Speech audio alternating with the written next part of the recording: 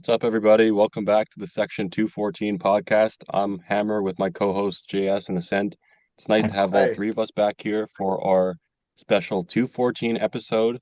We've started recording today at 2:14 p.m., 2 days before when it's going to be uploaded on February 14th, which is the Moyai Day. Uh, yes. Notable for nothing else, just 214 Day. Um, but it's nice to be back. We got a lot to talk about in today's off-season episode for wide range of sports talk, what's been going on in our lives, and just being happy to be here talking to each other again. So All let's three of us this you guys time. take it Yeah, it's away here. What's great. going on? Yeah, so yeah, I'm wearing the t-shirt. I guess it's uh, my unofficial merch for this channel, right? So that's all I'm wearing, no hat. Very fitting. Uh yeah, before we started recording, I was curious about how many times I wasn't wearing a hat in recording, and apparently it's the fifth time, right? And yeah, and you were curious about what kind of different hats you were wearing, and I only looked at yours, and you were mostly Mhm. wearing the Blue Jays and Athletics hats, so Yeah. baseball hats, including today. Throughout the So season, I probably wore my Lions hat a lot. There's only one time that I have not worn a hat in an episode, and that's when we had a heartbreaking loss to Ottawa 2 years ago, and I just didn't wear my hat in protest. I don't think we all wore our hats in that episode, but yeah, or yeah, and also I was wearing the shirt to sadness, which is my Hawaiian shirt that I'm seeing hanging on the door right now, but uh yeah, we're gonna save a lot of our fun little quirks and traditions for the season, but now it's our unofficial 214 holiday, and yeah, uh yeah, one thing I want to talk about before we get into some major topics as well is um our last off-season episode, our first one that we did before the new year. We got over 100. Hi, mom. That's mom hi, cameo. mom. uh yeah, so I just want to say that, yeah, our last off-season episode, we actually got over 100 views. It's 124 views Wow. at my last count, so I Thank was you very much, surprised. everyone. Like that live those live streams that we're doing must have really helped that, because uh we got over 1,000 viewers to come in, right? And I think we also have over 50 subscribers as well. So Oh, yeah, wow. That's Nice. amazing. it's stunning, like a sharp uptick in viewers and subscribers lately. And I think that's pretty much a winning formula for us. And yeah, but I Yeah. thanks for coming around to watch us talk about things. No, And all 51 of you, 51 subscribers. I just checked the last count. 51, yeah, I Nice. was correct. I hope at some point we have a video that surpasses 214 views. That would be It could cool. be this episode, but still. That's our next milestone for sure. Also subscribers as well. So uh yeah, Yes. it's a bit of a weird number for a milestone, but uh anyways, yeah, I just figured I wanted to get that out of the way first, because there are two items of two topics I want to talk about that are quite serious in nature, and I wanted to get these out of the way first before we get into our miscellaneous talk and sports talk. And uh, I'll say that last year we had an off-season episode that happened after the Lapu Lapu Day tragedy in Vancouver, and those families are still going to be forever grieving. But unfortunately, 2 days ago, there's more families in our province that are grieving right now, because this made international headlines again, and because of how very rare it is to happen. But unfortunately, in Tumbler Ridge and the northeast part of BC, just south of Dawson Creek and Fort St. John, I believe that's where my dad worked on the Sightsee Dam, so that hits pretty close to him too, because he worked in that area. Um, but yeah, there was uh, a shooting that happened in Tumbler Ridge Secondary School in a town of about 2,500, and not 10 people died, including the shooter, and 25 were injured at the time of us recording this. Right? Just so It's heartbreaking and sad. Like unfathomable, really. I was on the ferry when I saw that, and I like clammed up because I was so shaken by that. And my professors uh, in class yesterday were shaken too, just completely awful. yeah. I think when I first learned about the news, I was just coming back from a walk, and I looked at it in the serious tech channel on the Canucks Discord, and I was just following that pretty much for most of the night and into the morning. And I also what I also did yesterday morning was I was listening to the CBC early edition, and they were they were interviewing a psychiatrist, and they were talking with well, at first they were talking with reporters from Tumbler Ridge, and including newspaper editors and just citizens of the town. And then they got to opening the phone lines and text messages from viewers and listeners, and I managed to be the last one in to send my condolences from the Canucks Discord in that time frame. And I'm going to be doing the same thing here as all of us as from Section 214, wish our send our condolences to Tumbler Ridge as well. So uh,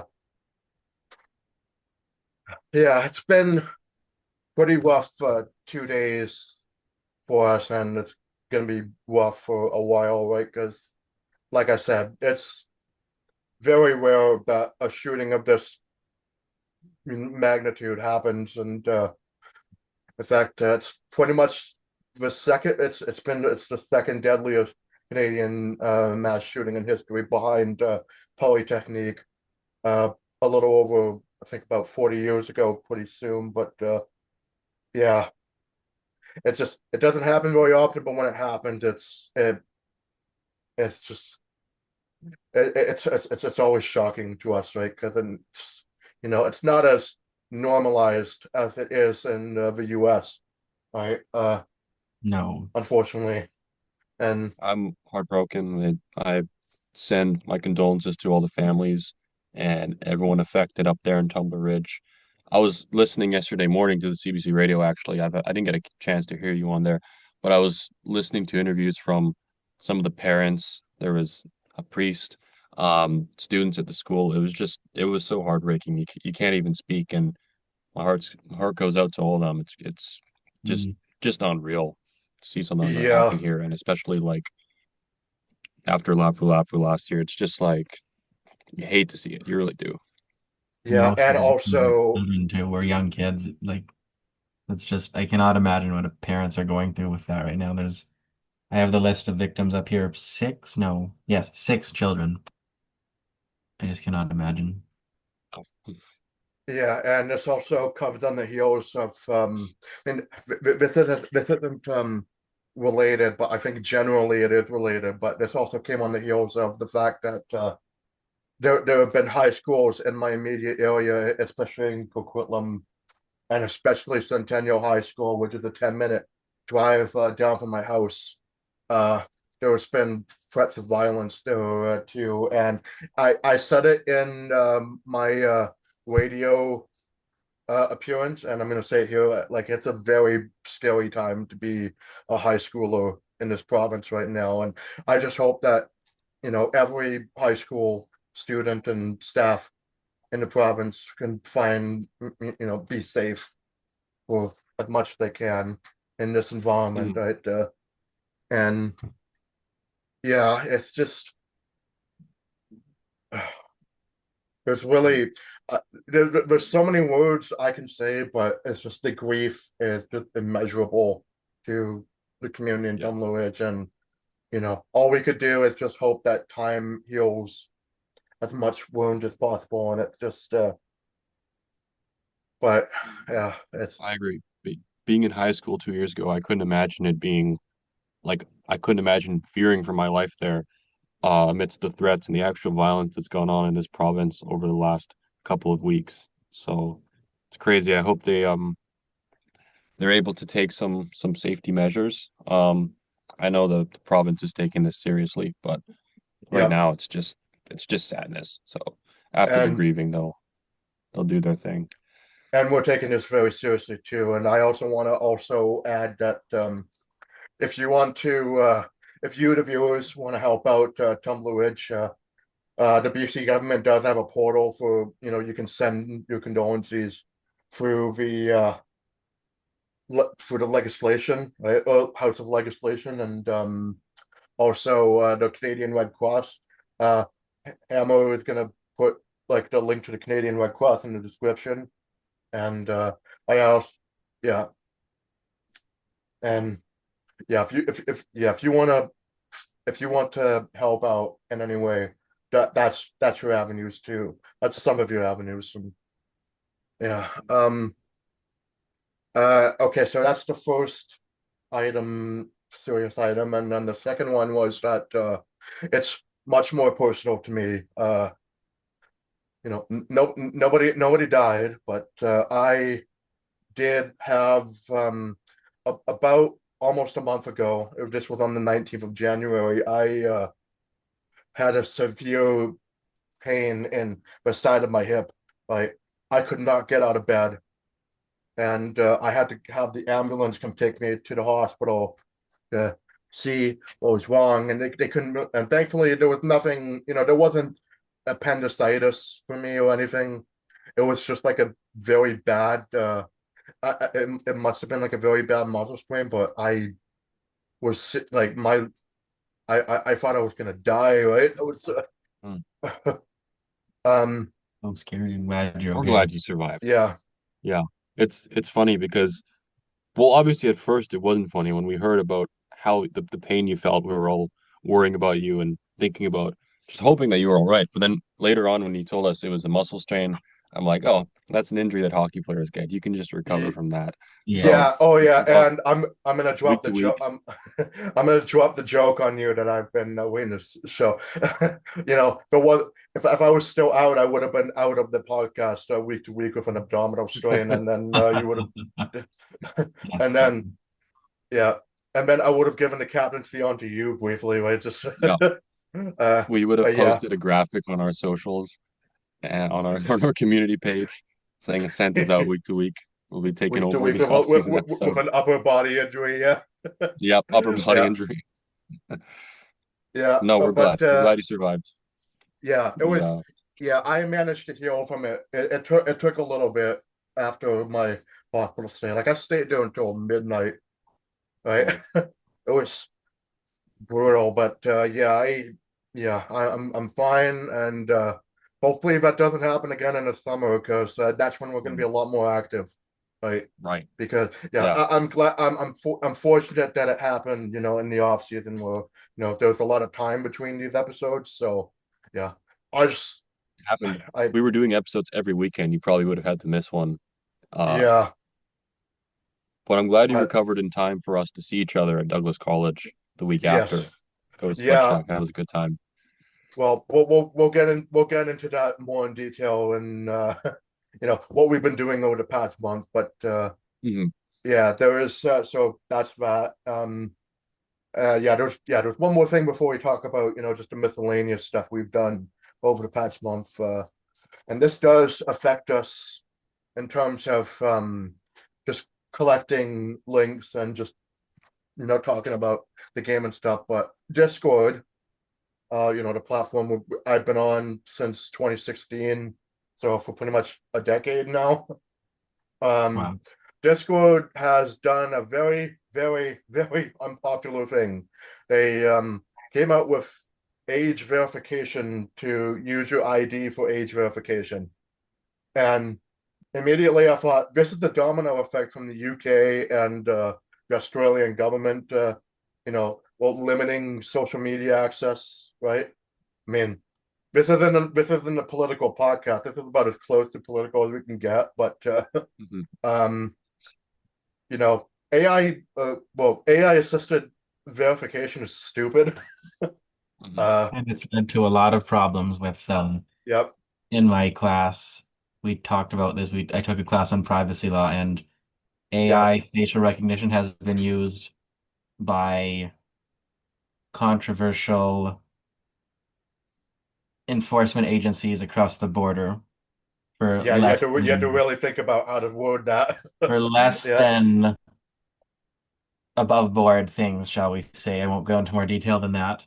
Hmm. So I have great concerns about what this could do. I appreciate what Discord is trying to do, but I think there are probably better ways to do it than what they're doing. So hopefully they figure out another way to do the same thing without risking people's information getting leaked like that.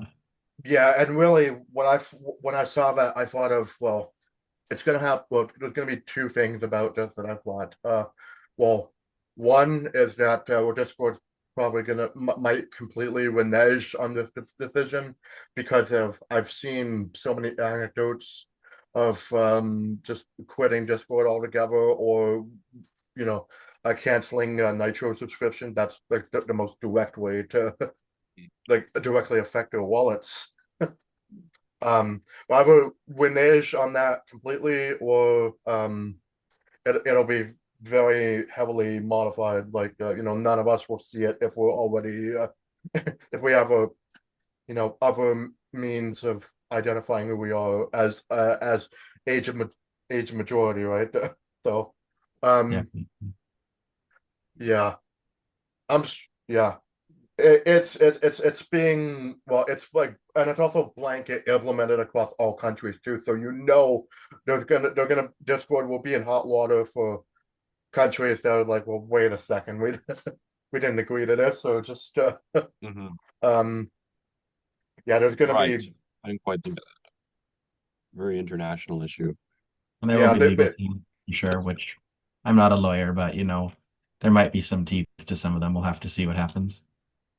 yeah. Well, if we are hit with a need to verify ourselves with IDs, then that's putting me in a tough spot, right? I mean, my friend groups are already they're checking out alternatives to Discord, Mhm. Stoat being one of them, right? And uh yeah, we're just letting you know that yes, we're aware of again, but whatever Discord does affects us, right? Just like whatever Zoom does affects us, right? So affects our episodes at least. But Discord is pretty much at yeah, as important as Zoom is, right? So But in if we terms need to of, adjust, yeah, we can adjust, but yeah, we've got like other avenues of yeah, we do love. doing what we do. But yeah, it's just like we've been used to doing this for a while, right? So We have. um yeah, so we're aware of it, and we do have alternatives in mind, and hopefully it's not forced on us, so that it's all water under the bridge. But Yeah. Hopefully. Fing- that's Fingers crossed it doesn't go through because it's dumb. And I know Roblox did it. And it's kind of yes, killed the game in a way. I don't play very much, but you can't chat without verifying your face on Roblox to like verify if you're over like 13 years old or whatever. And I wouldn't do that. So No, you yeah. don't want to I wouldn't do that for Discord get either, as much as I use oh this platform. yeah, that reminds me. Well, the reason, a major reason why this decision is so unpopular, Discord has already been a victim of data leaks from hacks Yes. last So year in that's September. the problem. If they had a better 70,000. security record, maybe things would be, if they had like a more promising record on data security, maybe people wouldn't be so mad, but Mhm. their record is pretty poor on that stuff. Yeah, yeah, people keep receipts when it comes to this kind of stuff, and it's like yeah, it's yeah, we don't trust like our trust that for Discord keeping our privacy secure is in the toilet. Mhm. and Yeah. and and also data leaks will happen no matter how hard that your security measures are. It could happen. A very adept um people well versed in computer science can absolutely be black hat hackers, right? Uh, Best advice is what I'll give to everybody. Just be careful about what you post on the internet. That's the best way to stay safe. Yeah. yeah, that's our kind of motto of the day, I suppose. The GI Joe phrase of the day. Pretty much. Knowing the knowledge is half the battle. Indeed. Uh, and security is the other half. But yeah. Anyways, sort of that, and get the last thing we'll talk about before we get into sports is just general things that we've been doing over the past month. Oh yeah, Hammer, you already mentioned that. Well, it's been 2 weeks now, but yeah, I Mhm. visited you in Douglas College. That's fun. We pretty much like Yeah. stayed the entire most of the time in the cafeteria, just talking, and Did- did a little walk around. I thought I was gonna do a lot more walking around than what it ended up being, but I know. But we did enough um, talking, which is what made up for it. And then we went to Spud Shack. It was always a good time. I as always always, yeah. love eating there, especially with you because you're the one who told me to go there in the first place. So that was that was a lot of fun. I've generally had a pretty good time since the last episode. Um, Now that I had one semester of UBC under my belt, this one's been a lot better. I've had a lot of fun. Mhm. And I've just been doing my thing, playing hockey, uh, doing various things. I went on hikes. I went to a Canucks game last month. Probably get into that in the NHL Why talk. would you do that to Yes. yourself? Now I'm here at Douglas today, so I'm all over the place. But it's been a lot of fun. I'm looking forward to more sports happening because honestly, I feel like there's something missing in my life. Baseball is coming back next month. Football is coming back in a bit. Real football, CFL football. Canadian football. But Yeah, there's just we not been have a lot of no. Oh, not been a we're gonna lot get of like sports to entertain me lately. So I yeah, want it back. and of course the Olympics as well. But that's not it. But Yes. but I'm Yes. only. I mean, yeah, the Olympics has really affected my sleeping because I'm a night owl usually, but I have to get up at a decent time to watch some of Mhm. these games. And now the men's hockey is going on. But Mhm. anyways, yeah. So JS, anything happened with you over the past month, or just Not not too much to get excited about. Just finishing up my law school. Only a few, really about 8 weeks left of that, and otherwise not a lot. I haven't been watching a lot of sports. I canceled TSN and Sportsnet for the moment since it's not too much to get excited about. I purchased an antenna for our TV, so I literally am picking up free channels to watch on Damn. Saturday. It's like, you know what? There's not much to get excited about right now. I'm not going to pay for it right now. So I have not been watching a lot. I did watch the Super Bowl, and that was very exciting. I've been watching the Olympics, of course. Most of that's free on CBC Gem, so that's good. Had a yep. fun experience watching the Punjabi Hockey Night in Canada broadcast for the Leafs game. That was fun. I decided to try something different, and that was a lot of fun. Those guys are cool. Yeah, Then, so sometimes I watch the ODS broadcast of Habs and Sens games myself just to challenge myself in fun, right? And I'm like, I understand. I don't understand a lick of this, but it's I like uh, listening to the energy and enthusiasm. yeah, exactly. Yeah, and Also, I I do want guess to add one more thing. oh yeah, I want to add that I'm actually going to Victoria next week. I finally get to see yep. Jacob after however many months it's been since our last recording in person, like last summer. So I'm really Oh yeah, looking forward to seeing you yeah, nice. and visiting your place. Yeah, And yeah, good to that'll see be you. fun. All the Definitely. places you tell me about in Victoria, like the food Go to spots. I should go to that ice cream place that you 49 liked and below. Ascent went Fort to. Below. I Yes, will go Yep. there. it's Um, it's very very good. yep. We're gonna hit up Dave's Hot Chicken, as you suggested, Jacob. Yes, a brand new chicken place opened up a few weeks ago. It is really really really good. But Oh yeah, boy, looking forward to that. I'm jealous. Yeah, but again, well, yeah, well, one day, man, well, yeah, you guys can come over and visit my house, like in this room, and Yeah, we could do like a live stream together of a playoff yeah, game or something, like because that I'd be hopefully, down. yeah, hopefully It'd be that'll a, come to it'd be a pass lot if we can easier to see allow all it. three of you in the summer. Definitely. Yeah, and yeah, there's definitely more Douglas College recordings on the way too, but yeah, Mhm. for now it's just here and yeah, I guess to finish off with me, yeah, outside of that health scare, yeah, I finished watching going through as many MCU movies as I can with a friend of mine. I watched pretty much like the entire Infinity Saga and a few of the Phase 4 movies.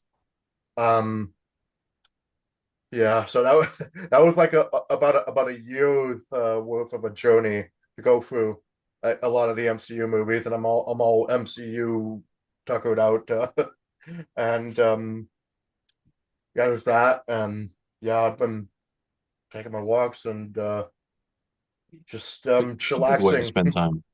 Yeah, Yeah, waiting for I've football season. waiting Not for in the the June yet. June. Is it June yet? It's Is it gonna June be yet? in 4 months. Yeah, It's approaching faster than you think, right? Like pretty soon we're gonna be talking about preseason. standings predictions and the preseason, but that'll be for I a enjoyed lot that. later. So yeah, that's a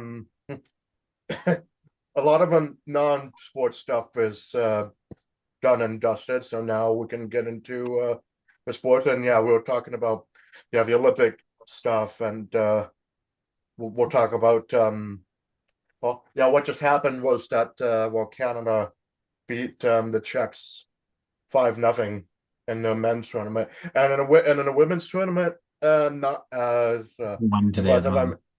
Yeah, they've been beating the teams they have to beat. Well, they're Got absolutely clobbered capable by of the beating them. Americans. But yeah, club by the Americans. That's like an uh-oh moment for us. Uh, I'm a little Man, worried I about. forgot. I forgot just how fun the Olympics were, and especially with NHL players back in hockey, like just watching all these guys link up, like seeing guys like Bo Horvat score for Team We Canada, could finally and root for Bo Horvat again, and also like He scored a great goal today. yeah, this morning there was a goal that was like Celebrini assisted by McDavid and McCarr, and there was like McKinnon assisted by McDavid and another stud. It was just like it's an it's entire surreal to all see these star. guys. It's an all star roster, pretty much. Like Yes, it's this is the all star game on a roster. but also just to see uh, some like upsets. Like yesterday, Slovakia beat Finland, Which that and was then I Italy remember that scored one. Yeah, two against Sweden. Italy, like So, I would say that the result in the Italy-Sweden game was an upset because Italy actually was competitive in that game. I mhm. yeah, watched go most of Italy. it. And they scored first, and it was so exciting, even though really a lot of their fans don't watch a lot of hockey. It's not that popular there, but they were so excited. And they didn't Yeah, win. Of course, they weren't going to win, but they uh, kept it competitive. well, public rose game there. no, I would say well Italy in the north, hockey is fairly aside In from that to Northern be Italy, but popular, just yeah, northern Italy, just southern Italy is hot, right? Because it's the yeah, Mediterranean climate, Mm. so you can't play hockey down there, no. really. Yeah, Well, we have by the uh, mountains up there. I mean, that's why hockey's so popular in Switzerland because it's cold there, and that borders Italy. So, It wouldn't be does. surprised if they get a good hockey following up there after this Olympics. Probably, especially yeah, how well they did, even though they have zero NHLers on their team. Hmm. yeah, it's pretty much like if you asked us to be on well, if you asked us to be on Team Canada, I mean, we wouldn't even drag down Team Canada because they're so good, right? Like they can have Yeah, plugs like us on the team, and I would score a goal if I just stood net front all game and had just McDavid feed me against Italy or something. yeah, I go, oh wow, Yeah. what way to hurt my Italian pride right in the field, like So sorry. I know this after uh, playing roller hockey games in the past couple weeks, and there was a day I scored 4 goals, and they were all tap-ins. Let oh, my team do all the work for me. okay, okay, Zach Hyman, do what you That's do. what they called me. Yeah. That's Oh funny. boy. Yeah, and also on the note about Team Italy, I mean, I took a look at the medal count, and yeah, Italy is doing really good, right? I noticed that. I mean, they were doing pretty good in the downhill skiing, right? And also just a lot of the mountain events, and they were doing pretty good at. Right? And Norway is Nice. the tip top acme of skiing, right? But uh, That doesn't surprise me. Got a ton of yeah, mountains up there. and then Yeah, well, Canada's doing okay, I guess, in the medal cuts, like not as much as we're used to usually in the winter sports, but again, Still a ways to go. It's still early. still ways Yeah, to go. Yeah, we're only about what 4 days into no, That's actually more than it's about a four. week into the Olympics, but there's still about a Yeah, week. a Yeah, long way to go. five Some of the days. competitions didn't start right away. Yeah, 5 days into the Olympic now. So yeah, it's there's still ways to go. We could still rack up the medal count, I'm sure.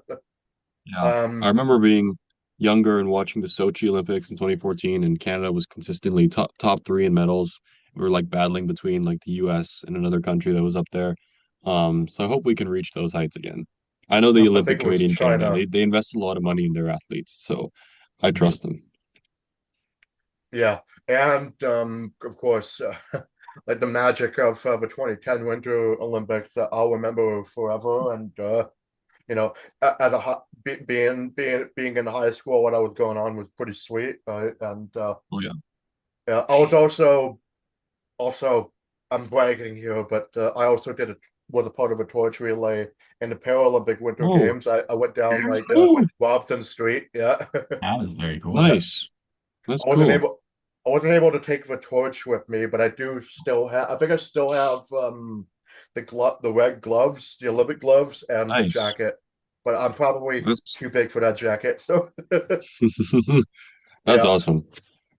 On the note of yeah, the 2011 Winter Olymp or 2010 Winter Olympics, my bad.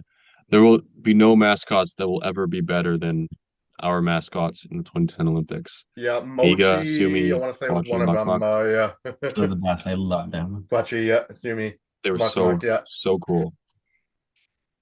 Uh yeah, and oh yeah, now that I remember it, yeah, I remember at the end of my torch relay in the Paralympics, right?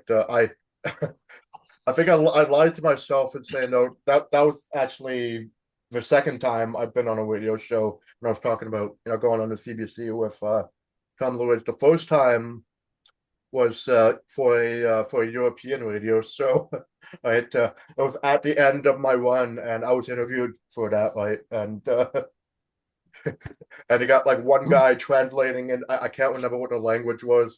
It must have been, Mhm. I think it might have been a Slavic language in some variety, but yeah, it was just one guy just translating what I was saying from English into that, and that was pretty fun. That was Very I, cool.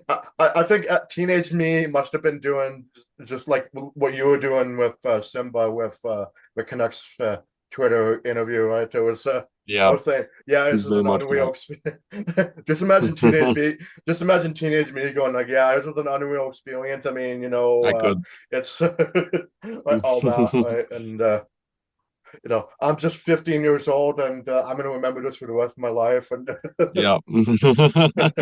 yeah, well, That serves you right.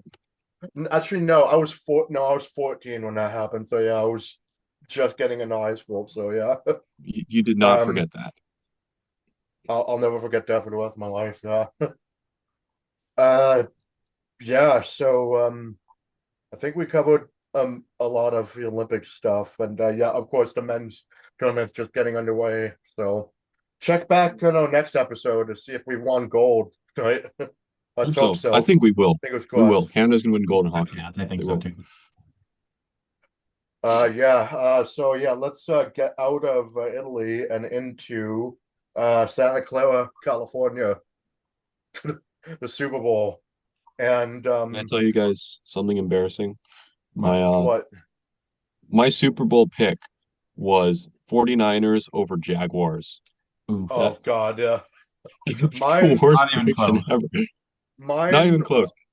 mine was Bills and Rams. I was fairly close with the Rams, That right? was But yeah, uh, yeah, one Pacific Northwest team to win a championship, yep. right? Finally. We're, and also, well, I do want to get into the Super Bowl a little bit, but the playoffs that happened before that, there was a very specific weekend, the 10th and 11th of January, that I called the weekend of hell because Doom and despair. it was just so much despair, just hyper focused into 2 days for the both of us, me and Hammer.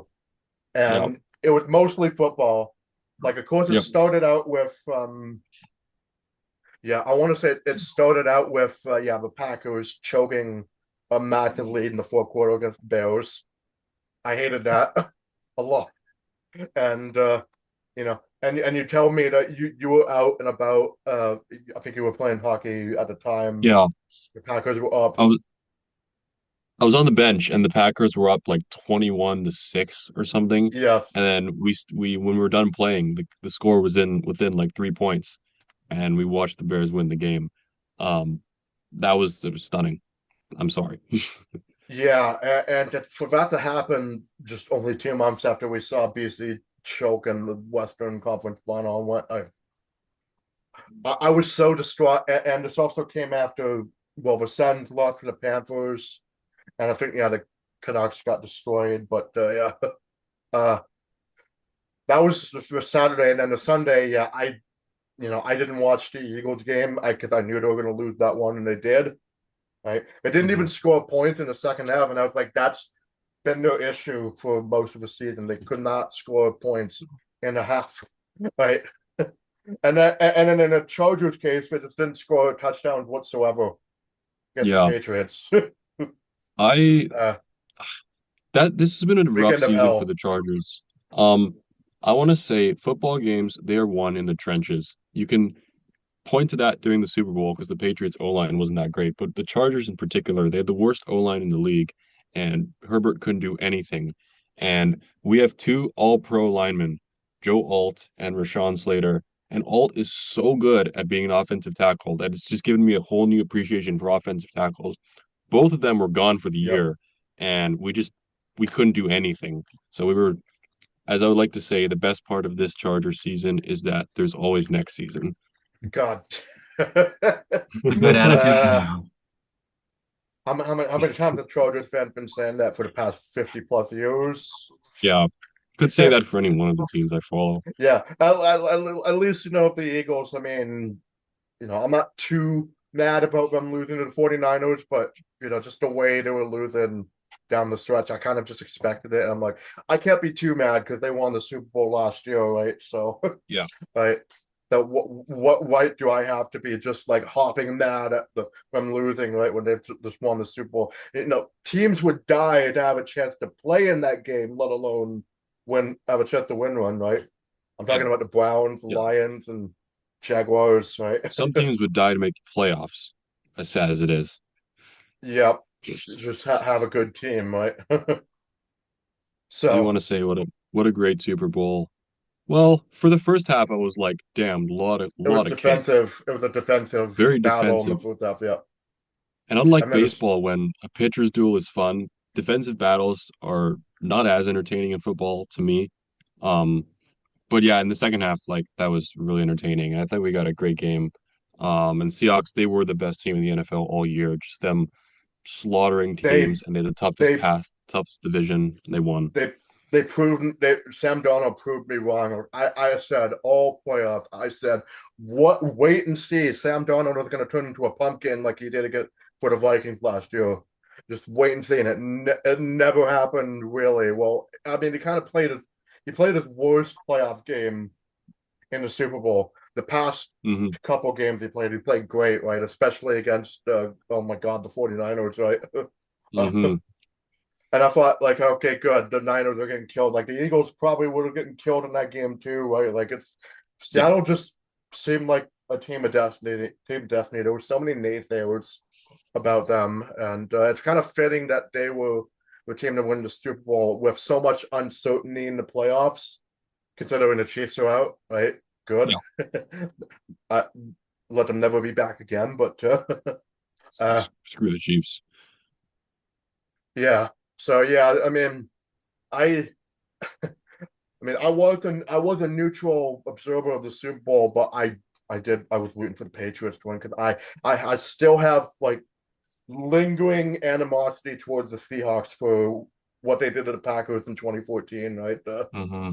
I Yeah. was so mad, but Yeah. uh, oh This was man, And the It's Seahawks, well, they obviously lost to the Patriots that year. They exercised their demons this year, although it They wasn't sure did with wasn't the as good of a back. Patriots team y- as the Brady years. yeah, and also the past two Super Bowl wins have been just a theme of revenge games, right? Because the Hmm. Eagles got their revenge against the Chiefs, and now the Seahawks are getting their revenge against the Patriots. Tune in next year for to watch. I don't see the Niners beating the Chiefs. No, no. Well, they had their Uh, chance through. This has been that three straight years we've had a twice. chance for one, and the Niners didn't beat the Chiefs in 2024. No. Uh, They I choked think that Super. I guess the Bengals. I don't see the Bengals getting the revenge on the Rams. I mean, I can see the Rams making it, but Broncos Panthers. I don't see that happening. or I don't see the yeah, Panthers being anywhere close. I want to see Jaguars Panthers Super Bowl, right? There'll be a cat bowl, and then it would make us even more enraged because, like, oh, of course, cat teams get to be in the Super Bowl in the NFL, not us. We're the Yeah. Grey Cup. We can't have Ticats Lions Grey Cup. Can we? Uh, Please give us a Grey Cup, man. it yeah, it would probably be the greatest Grey Cup of all time for just It two would be. teams on massive droughts, just facing Hmm. off, right? Dude, Um, big. so fingers crossed we get that. But so our third season of the charm. So yeah. It Anyways, is. Look forward to it. Lions talk. CFL talk. Yeah, I have that ready too. Yeah, there's a lot to go through here. I think we'll start out with the moves for the BC Lions that have been made over the past month. I mean, keep in mind, extensions were made in January, and free agent signings have just been opened. Like the free agency period has just opened 2 days ago. I mean, I think the free agents were kind of announced before it opened, but yeah. For the BC Lions, I mean, most of our players have been extended, but in key areas we've suffered losses, and no loss greater than having Robert Cody Jr. go to the Colts. Right, Hmm. like he was That's one of our tough. most promising defenders in the secondary, and he made that one-handed catch against Hamilton that Mm, made like all the sports news, right? All the wave, and I was there. Well, I I will never forget him. He will forever be a Section 214 Mount Rushmore player. even though he only Um, played for 1 year, yeah, right? I mean, I hope he can come back. I mean, if it doesn't work out with the Colts, he's always got a place to come back to, right? Like what he happened does. with Betts with the other crappy Lion team that I hate.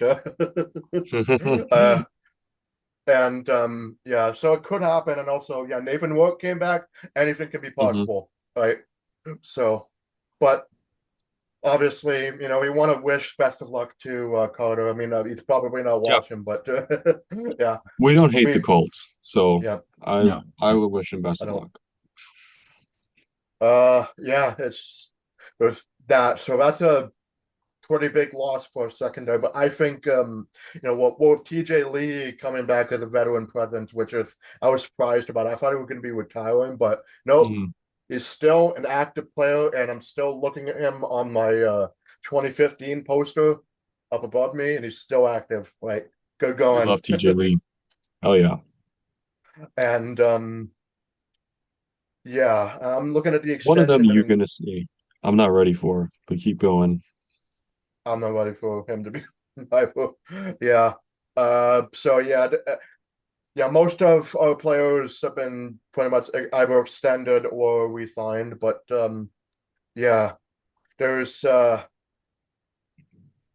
yeah, we got Kono, and then yeah, Andrew Pierce. Well, got most of our line back, but Broxton, Joel Broxton, he was like I think it was a major reason why the O line play was so good this year. Mhm. Like he was pretty much a CFL All Star in terms of an O lineman, right? Like he was a major reason why our O line has been much improved last year compared to 10, 12 years of quarterbacks getting constantly stacked in Yeah, inflated numbers, right? Like oh my god, it was a godsend, right? But yeah, he's off to Winnipeg, which is bad news for that's tough. us.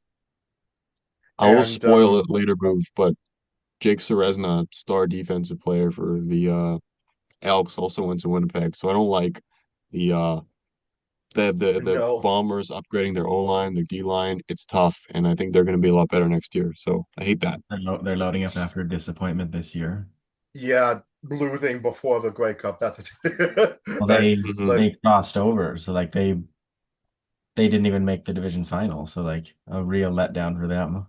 yeah, like oh whoop-de-doo, right? Panic.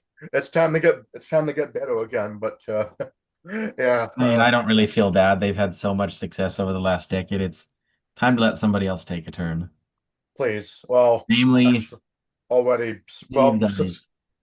Well, Yeah. no, let someone outside. Well, I mean, majority Prairie's team in the West, but Saskatchewan close to Winnipeg, so it's like, well, that's a that's a different opponent. Okay, but yeah, I'm just looking through the free agency tracker, which the CFL website's happily, providing us right now, and it's been Hmm. been clutch for us because,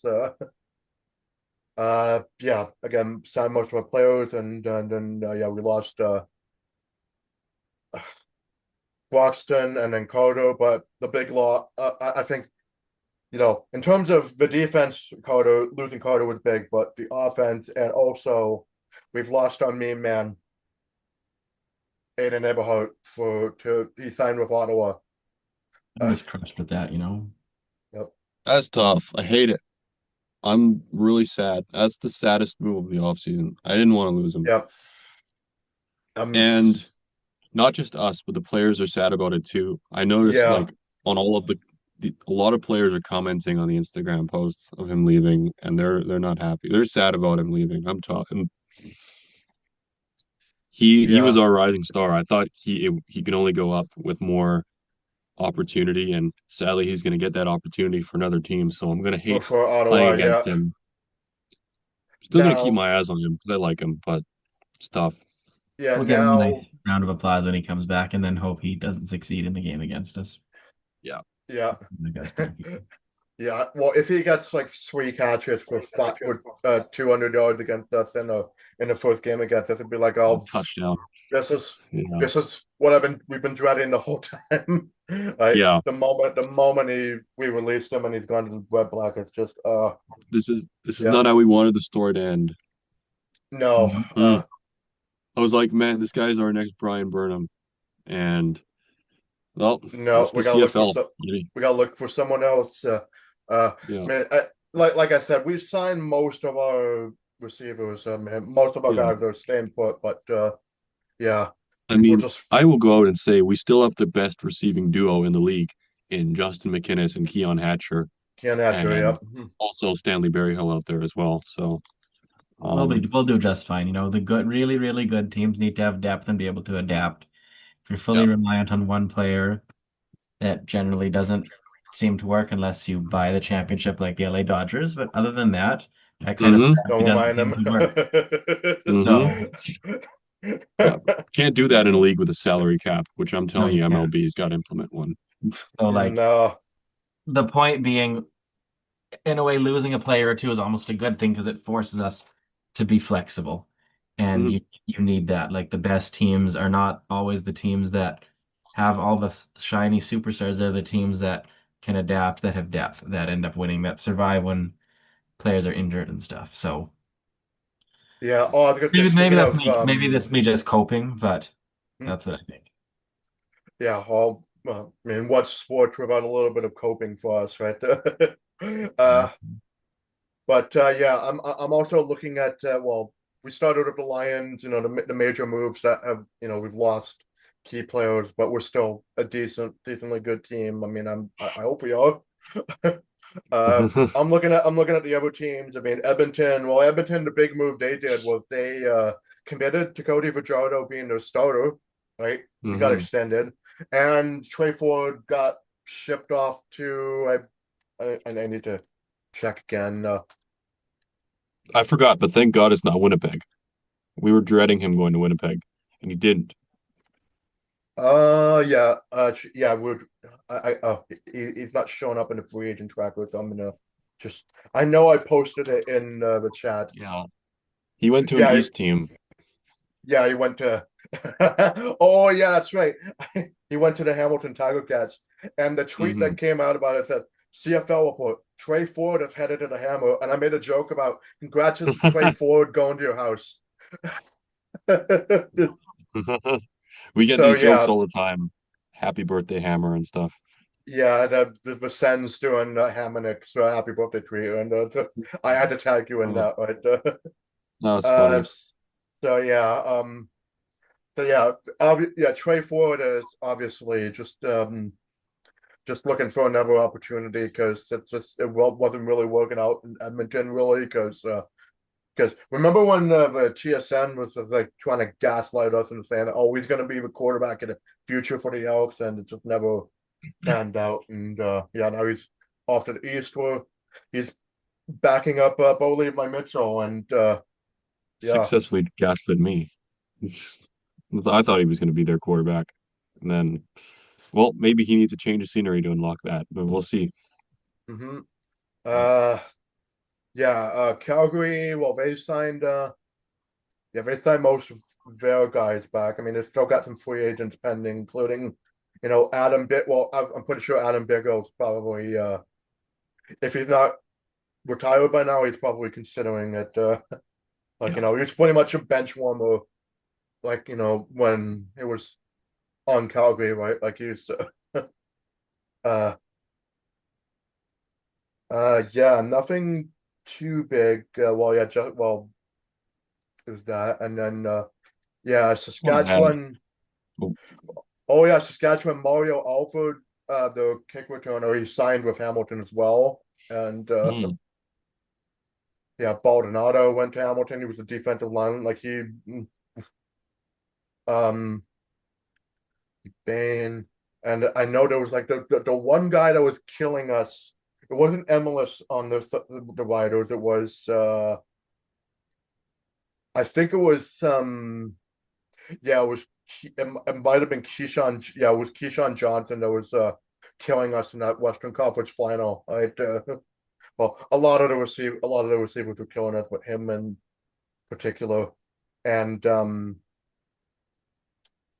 yeah, I find it funny that Tommy Stevens gets extended. Oh yeah, and then of course Trevor Harris is back for one more year to come back and torture me for one more year. Trevor Harris. Uh, Dude, please, please, please end soon. yeah, just like with Zach Caleros, right? Like, please stop torturing us, right? Yes. They've uh, been thorns in our side for far too long. And you know what? Good for them. They've had amazing careers, but for selfishly, I hope they retire soon so we don't have to deal with them anymore. But Yeah. also, rationally, I don't blame them and I commend them for their achievements. How about that? there's a funny coincidence about the Riders here. The Seahawks and the Riders are both winning championships at the same time, right? Twice, right? Boom. 2013 and this year. Oh, well, last year for technically, but in terms of the seasons ongoing, right?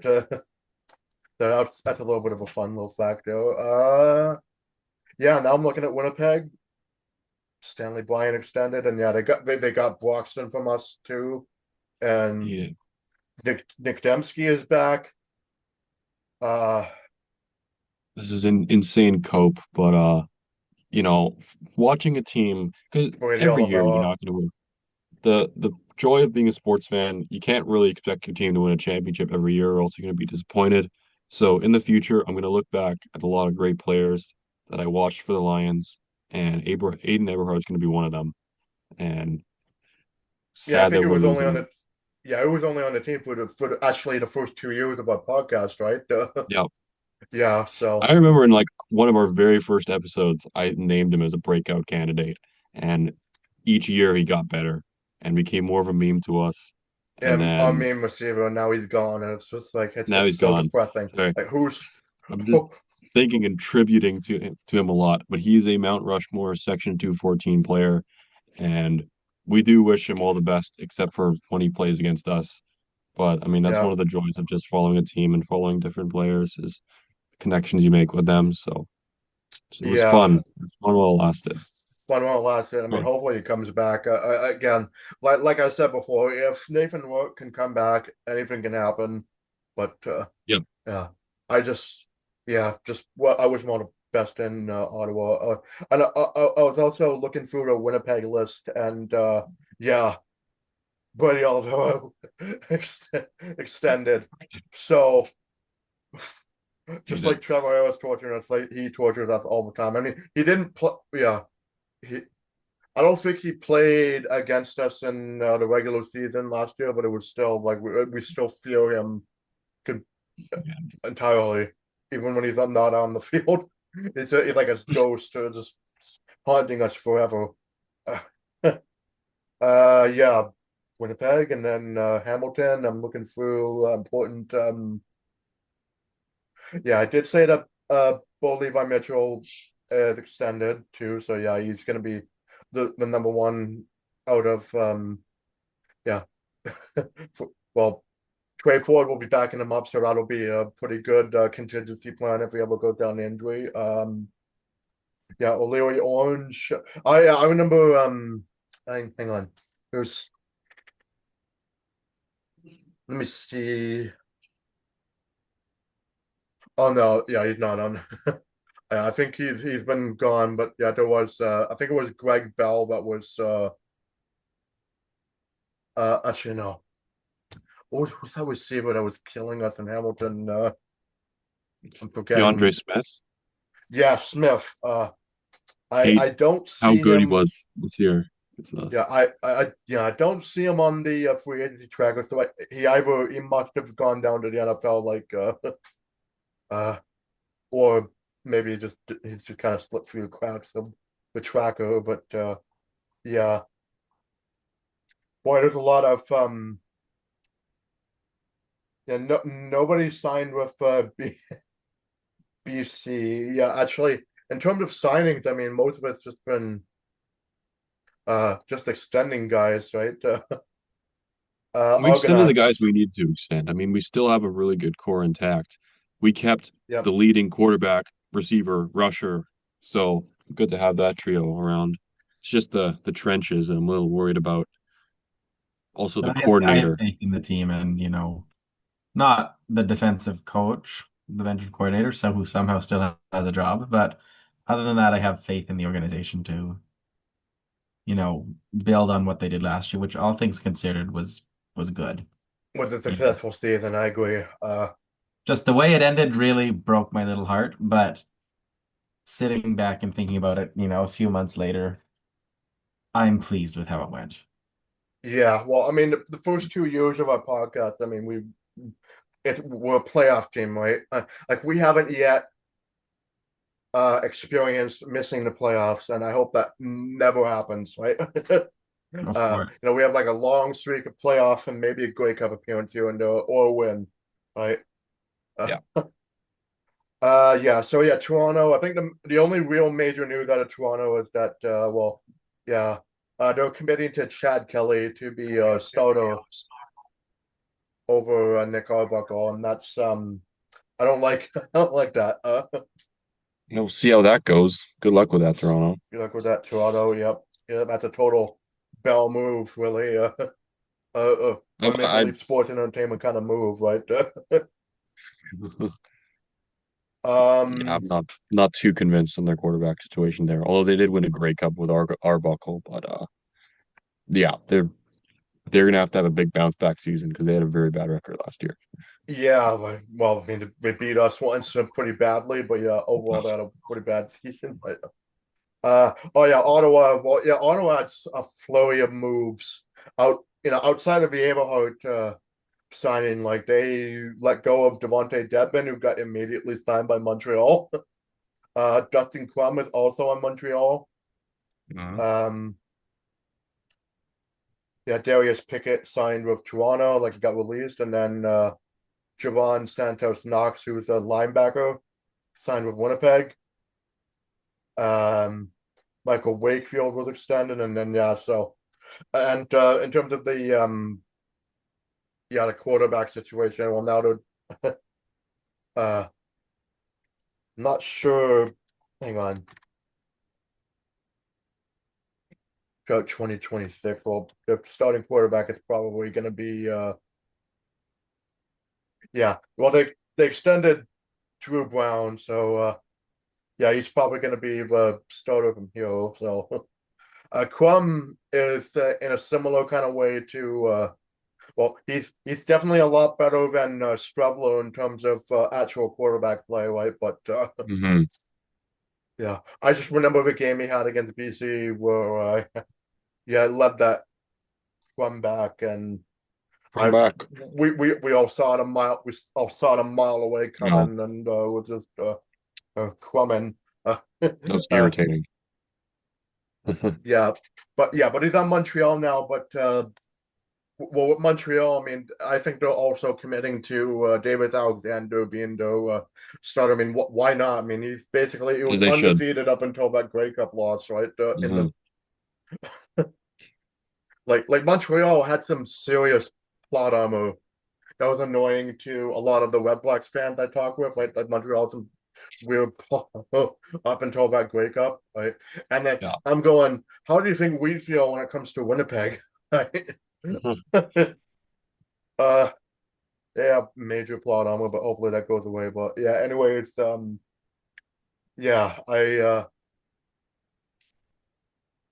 yeah, in terms of oh yeah, well, oh yeah, we got Darnell Sankey from Montreal. That's one thing I forgot to mention. He's a linebacker, so that's pretty good in terms of showing up more of the immediate defensive side of the ball rather than the secondary, right? But Sankey's a good get. Uh, yeah, oh yeah, Sean, oh yeah, Sean Lemon with the um the gambling thing, right? And oh boy, yeah, well, I mean, it's kind of not a very in-depth kind of look at the free agents, but it's so far, right? There's probably some more to come. I mean, we'll keep an eye on it as it goes along. I mean, I'm pretty sure it's going to end by the time that we get to our next episode. So there might be one or two more major moves for at least in terms of the Lions, right? For us coming in the pipeline, right? But that's really all we needed to talk about. Uh, you know, in terms of our moves and our rivals' moves, I mean, the Winnipeg moves scare me, but oh my God, they're oh no, they're gonna oh no, they're so mad about losing in the semifinal that or being the crossover team, right? Like it's so beneath them. Yeah. Uh, but yeah, they're mad and they want to be like right back on top of it, on top of the West, and they could probably do it. Hmm.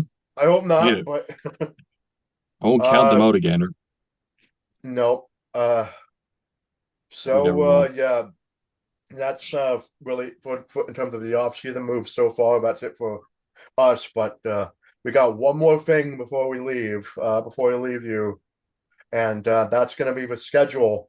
And I've been teasing that in our last episode, and we're going to talk about it right now. Hmm. So yeah, We bring that up. uh, yeah. The one thing I was at liberty to talk about with the schedule in that episode was that our first week we're not playing. It's a bye week episode, so well, We're gonna start off we the have to first wait week some more. 500, 0-0, 0-0. Well, And no, winless, and the season's over. winless. Yes. depending on what the rest of the league schedule is, we could end up first in the division by not even playing. Yeah, well, then if there was Sure. it'd be funny if someone had a tie, but I don't think there's going to be that Well, happening you know, this they're year. talking about But getting they're talk in our rule changes discussion, they're talking about getting rid of ties.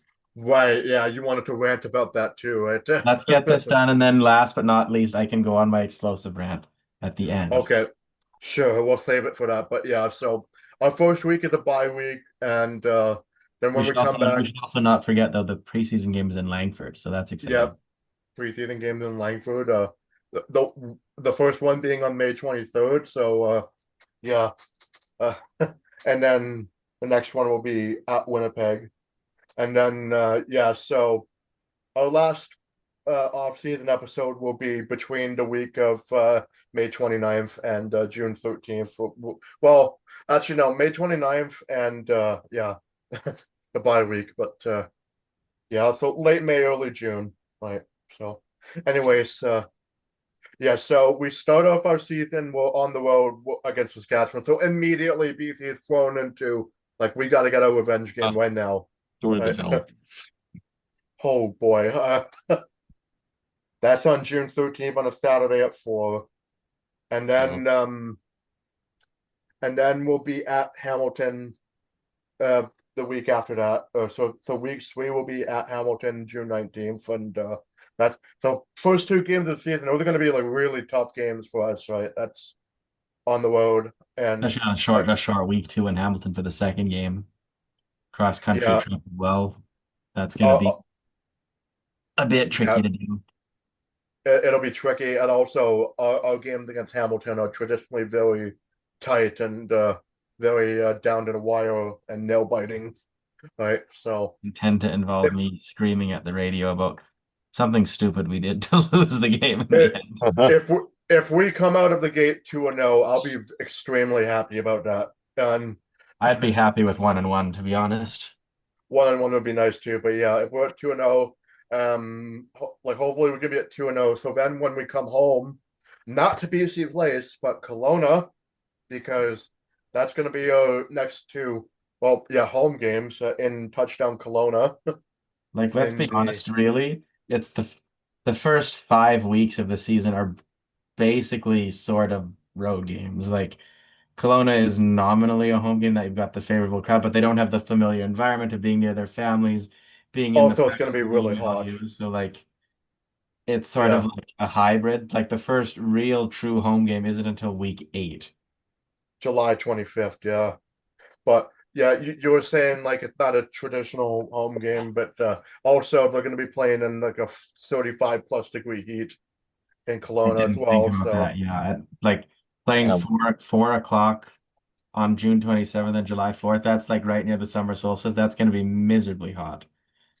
miserably hot. Yeah, and those 2 games in touchdown Kelowna will first we'll be playing against Calgary. So I imagine Voden Adams actually wants to get his first win against us since being gone from BC, right? I would Vero. expect so.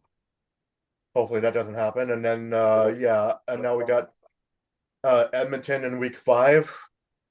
So I think out of those, like you said, those first 5 games, like Edmonton feels like it's the only, I'd say 90% win guarantee for us, right? uh yeah, the other games are gonna be pretty tough. we got So the schedules. then we, yeah, then after the touchdown Kelowna games, it'll be another bye week for us. So that'll be I believe July yeah, the 10th, week Week I think, 6. around there. yeah, the weekend We of have July 10th. 2 bye weeks in the first 6 weeks of the season. Yeah, so we're gonna have to think about what to do and know. Man, I already know about the games that we might want to be doing for those bye week, but yeah, It but just, from the schedule perspective, that doesn't feel great that you play yeah, effectively 4 out of the first 6 weeks, and then of the remaining 15 weeks, you play 14. yeah, and also pretty much well, actually, pretty much the Edmonton games will be home and home, really, like the Yeah. touchdown Kelowna, and then week 7 will be in Edmonton. That's July 17th, and then yeah, and then we're finally back in BC place after the World Cup has been played. Uh, which is I mean we've already talked about that happening in our off-season episode, so we don't need to reiterate that too much here. But yeah, we got our first BC plays home game against Toronto on July 25th. Yeah, most of these games actually, yeah, most of these games are going to be at 4 o'clock. The only There's no real later game, like home game wise, until September, and there's only a handful during the summer that start later than 4, and they're all road games. I know Amar Dome has really been leaning into the 4 o'clock home games during the summer to get families to the game. I personally hate 4 o'clock games, but I recognize that they're good for the organization and good for the team. So I support them even if I don't. Yeah, and I don't like 4 o'clock game because I'm eating dinner while the first quarter is going on, right? I like being busy, Agreed. taking my notes, right? So Yeah. Exactly. There's always yeah, gaps in our notes during those games for all of us. all of us, yeah. So yeah, so after the Toronto game, it'll be week nine. Yeah, actually, we won't play Winnipeg until July 30th on week nine But that's coming again. off a short week, a Saturday to Thursday, five Yeah, you're days right. between Five games. days. That's gonna be rough. Like Oh no. Oh no. that basically Oh, means that the Winnipeg game is probably a scheduled loss, scheduled given loss. Yeah. the short schedule. Like they can when they've tended to. Oh, was it 2023? I think they played Winnipeg in the summer and they blew them out for like no reason. It all was totally unexpected. But then of course we lost the West final in Winnipeg later. And then let me see the rest. After that, July 30th, they've got Hamilton at home on August 8th.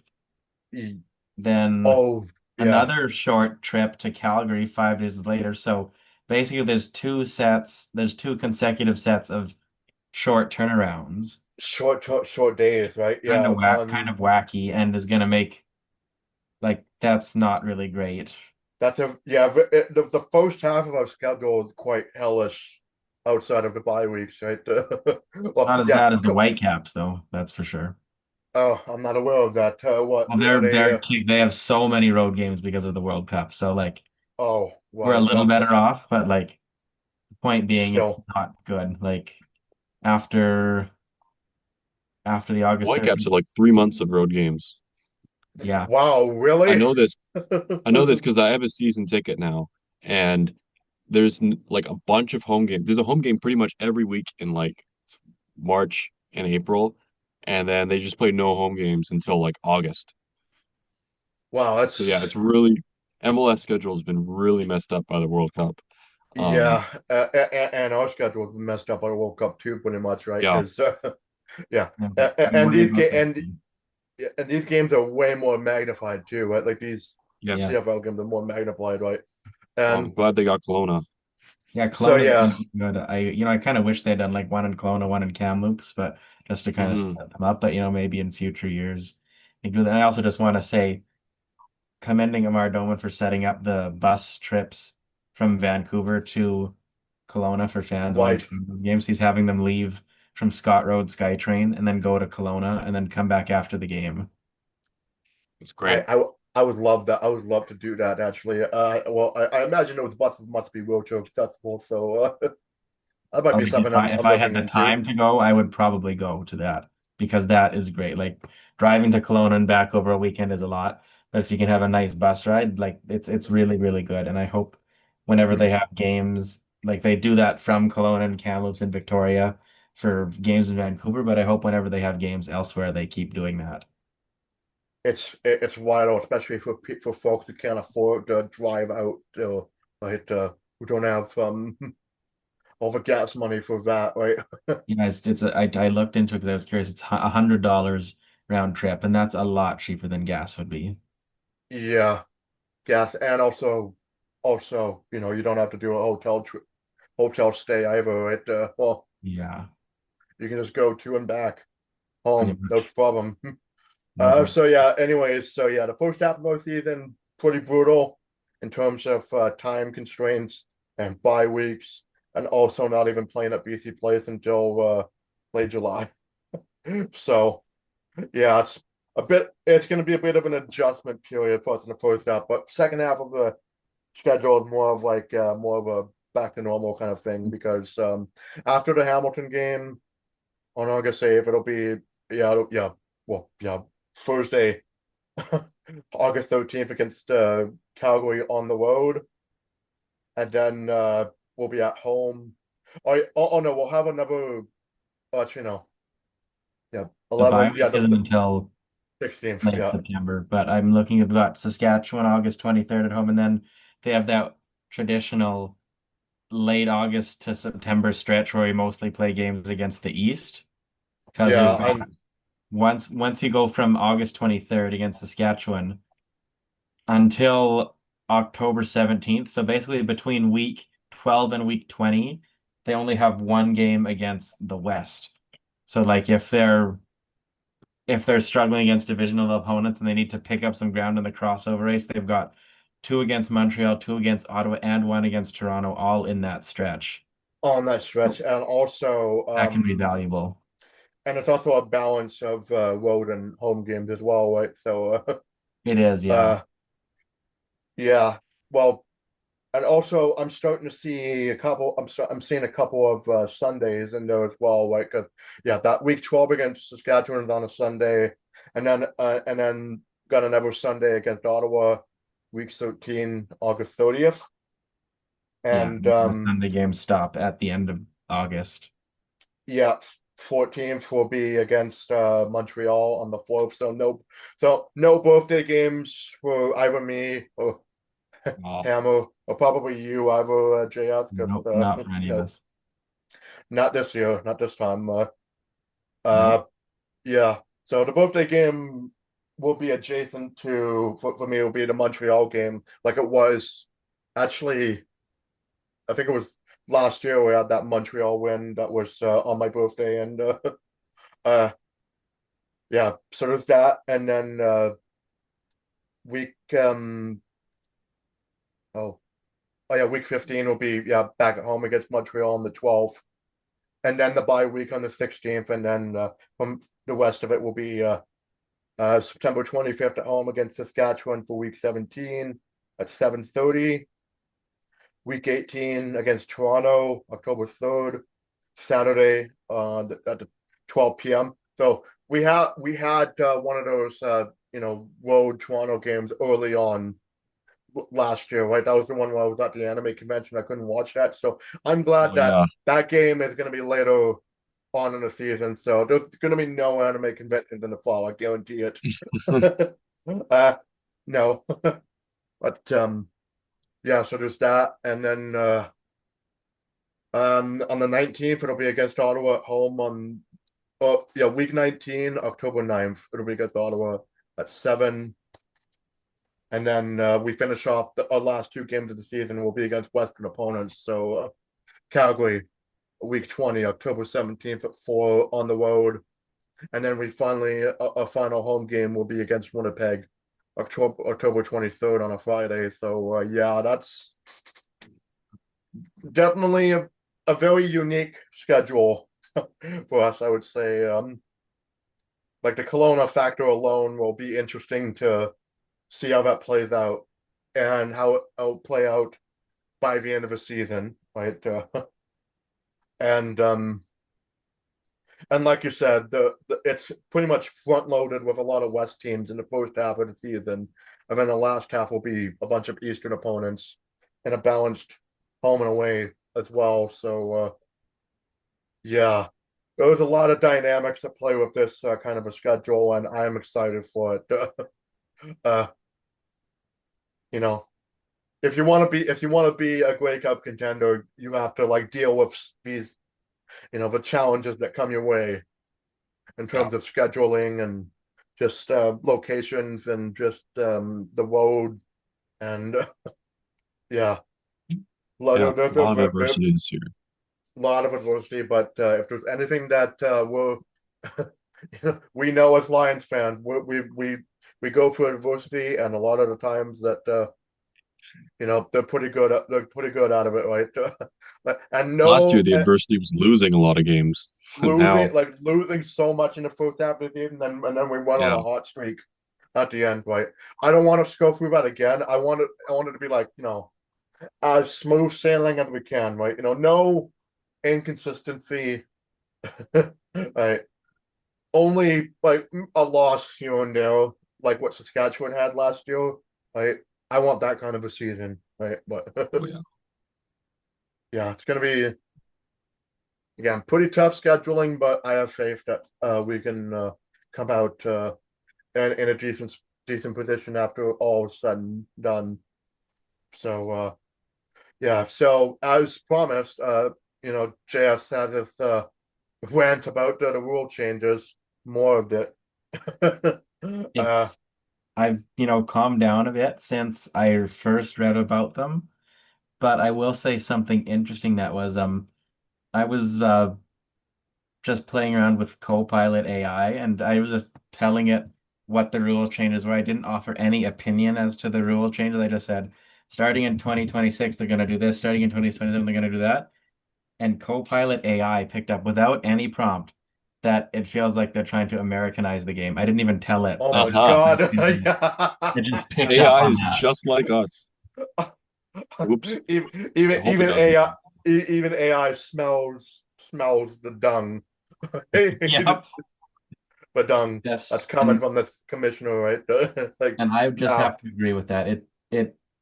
I'm gonna go through the FAQ webpage they've posted, and I'm gonna read from you. I think I may have read this where it says, the goal wasn't to fix something broken, it was to make a great product even better.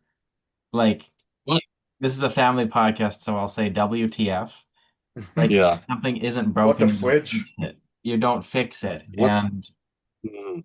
I just don't understand because, I'll read through the rule changes under when they say, they're going to move goalposts to the back of the end zone and they project 60 more touchdowns per year. I don't understand the math behind that. And the goalposts going to the back of the end zones are going to mean that when field goals are missed, we go up and get a beer. We don't watch to see what happens next. We just zone out. Like, it's going to make the game a lot less exciting. And obviously I don't watch NFL as much, but from what I observe, they don't throw passes to the middle of the end zone that often in the NFL either, even though the No, it's goalposts are always to the behind the corners. end zone. Yeah, it's Yeah, the corners of the sides. it's always the outrush the corners, or it's usually close to the goal line passes, like screen passes. It's never Exactly. going like across the middle of the stripe, right, or the middle of the end zone stripe, and it's Yeah. just ridiculous. It's It just it looks something. like a solution in search of a problem. Another justification they've given here is no more doinks off the uprights from passes. And I get why that'd be frustrating, but I just think that's a cute thing that the CFL has that it happens so infrequently that when it does happen, we laugh about it. You know, yeah, it's not an ongoing problem. It's not like quarterbacks are just intentionally doinking balls off of the uprights, right? Like it's No. an accuracy issue. It's always an accuracy issue from the quarterback that that happens, right? Yeah. It's not a problem that's inherent to the game itself, right? No, It's always on the part of it's the just player. bad luck and it happens. Like, I've been getting into Maximum Football on PlayStation, which has Canadian rules. It's the only video game that I'm aware of that has CFL rules in it. And I was playing a game the other day and I was not playing very well, but the other team, their quarterback threw a ball towards the end zone that hit off the upright. And I laughed at it because I'm like, well, lucky me, that's the CFL for you.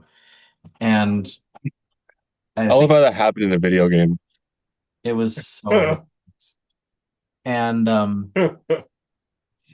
another thing they put here, they say it's safer for players to do that, and that may be true, but if that was true, why didn't they do something about this years ago? Why are they doing it now? Yeah, I'm very suspicious about the reasoning behind all this, right? Because and we talked about that at length, and one of our it was pretty much I think it was after a game where we discussed that at length, right, about the No. rule changes, and it was just like, yeah. And I'm I'm going to reiterate here. I'm going to compare the results. I'm going to put the CFL task about those 60 plus touchdowns, or just 60 touchdowns is a lot. That's close to one additional touchdown per game, which on average. that's Yeah. a bold claim. So we'll have to see if it holds up. If it does, maybe I'll eat my hat. Not literally, but like I'll eat my words, but call me skeptical. Now moving on to the 2027 change of shortening the end zone, the shortening the fields. I just don't know why that was necessary. Like, it just seems kind of a kick in the balls to Americanize the Huh. game even further. Like, there seems to be no good reason for it because they said, "Oh, doing this ensures the scoring remains high." But isn't shorter end zones going to make it harder to score because they're going to have a less of an area to throw to? Less of an area to run around, and right when you're a receiver, you're Exactly. trying to get open, right? Uh, especially, well, if you're in goal to go range and you think about doing a passing option on first down, right? Like it's not with not so much area you can run around and just shake defenders, right? No, Uh, there's less of it. Like in principle, that will lead to less scoring. And scoring was already up quite a bit last year, so that will go down. It also the point here they raise about allowing all the end zones league wide to be the same size. Like they're all virtually the same size, except like Montreal's is cut off a little on the corners, but that's so minor that doesn't seem like a huge issue. yeah, again, all this really does it seems like it's just placating the naysayers of the CFL, right? And it's not working because they're still going to see the CFL as a bush league, Yeah, right? no matter how much they You can't convince them. no, they like one thing I'll get into this later. Then in 2026 they're modifying the rouge, and this is one that I That find was a myself real bee in our bonnet right there, yeah. right? That was I am a rouge traditionalist. I like it exactly the way it is. When I play maximum football, if I'm in a tie game at the end of the game, I will literally punt the ball through the end zone rather than risk a field goal hitting the upright. yeah, you can piss off the other player just by I did. I was playing rouge rules. I was playing with my dad once, and it would have been like a 30-yard field goal, but rather than risk anything, I just punted the ball 10 yards in the air through the end zone, and he was pissed about it. But Yeah. Well, again, Oh boy. you keep doing those situations, but no coach would, intentionally think about rouges to win games or, Oh my you God. know, and those kind of situations don't even really happen all that often, no, they don't. right? Like the website here cites no more games decided by a missed field goal, punt, or kickoff that goes through the end zone. First off, that hardly ever happens, and when it does happen, it's kind of cool. I think yeah, there's the CFL. It makes it more exciting because we've seen plays where the other team has to kick the ball out of the end zone to avoid giving up a point and stuff. And now just doing this is going to mean they miss a field goal, we go to sleep. Nothing happens. So Like sad. if they Yeah. really wanted to, I would have been okay with a compromise of, if the ball doesn't like hit the ground in the end zone, as in if it flies through in the air, then you could say no point there because that would eliminate the biggest thing the naysayers complain about, which is Or or or rouge you adjustment. or you I mean you can still have your unmodified rouges, go in, but only in like the last minute or 2 minutes of the game, rouges coming off of missed kicks or putting in the end zones are not allowed. Like, Yeah, you could say no rouges after the 3-minute warning in the fourth quarter. You yeah, could do something like that to just Yeah. that's fine. I just can. treat it like how they treat fumbles and interceptions in the end zone at that point. That would be a real simple way to fix the problem. Because, like I remember that I forget what year it was, but there was the time when the Edmonton kickoff returner didn't know the rules That and was gave them 3 years ago. Oh. That was 3 years ago. We were talking about we were talking Yeah. the chat in the Discord chat, like that was live when that happened, right? And yeah, didn't know it. That was so That's just just hilarious. Yeah. it. Jacob, with all this talk in mind, I would love to watch you play a football video game because that would probably be entertainment in itself with But when you come I by my place, I can show you too. It's a cute I little game. It's not perfect. It's not as well polished as Madden, but It's it's not like fun. Madden back in the day, No, it right? probably makes it more fun. lots of fun. Lots of fun. Yeah. The way you think the game is funny. Well, Yeah. it's also really smart as well. It's very cute. But like long story short, it just feels like these justifications the league is giving is just repeatedly kicking in the balls, honestly. Yeah, totally. Like It's doing two just it's doing two what's the word? It's like doing two malapropisms, right? That's the word I'm looking for. It's doing two bad things. One, it's alienating traditional fans, yep. right? Like it's making them super angry. And two, it's like it's trying to appease the naysayers when they're never gonna have their opinion changed, right? No, if They're you going to if be you so appease them NFL here, coded. If you appease But them here, they'll find something else to complain about. yeah, like they'll say that, oh, these roster constructions, like, why do you have to have a set number of Canadians and international players, right? Like Exactly. it's They'll find something else to be unhappy about. once And then one like final thing about this new Rouge rule that they've announced is that if the ball goes through the end zone without being touched by a returner, no points, right? But what yeah, that could theoretically mean is what if it's the end of the game and a ball goes through and maybe it touches the returner's knee, but maybe it doesn't, and then it goes out of the end zone. We could have a 5 minute review to see if the ball grazed his knee, whether or not Oh, we have a rouge or not. So the oh, whole Rouge, game being decided on a review that everybody hates, this literally creates a new avenue for that. it could, right? I'm going to keep. I'm gonna watch well, I'll try and watch as many of outside of Lions games. I'll try to watch as many CFL games as I can. I'll keep that in mind if that does happen. Right. yeah. It probably won't again, those small things almost never, or those crazy scenarios almost never happen, but it Yeah. theoretically could. And It's like maybe, a Theoretically, hate watch. We're hate yeah, watching the new rules. literally. right. There is one Well, that I will give them credit for that I think will help, which is the switching to the 35-second play clock that begins as soon as the previous play ends.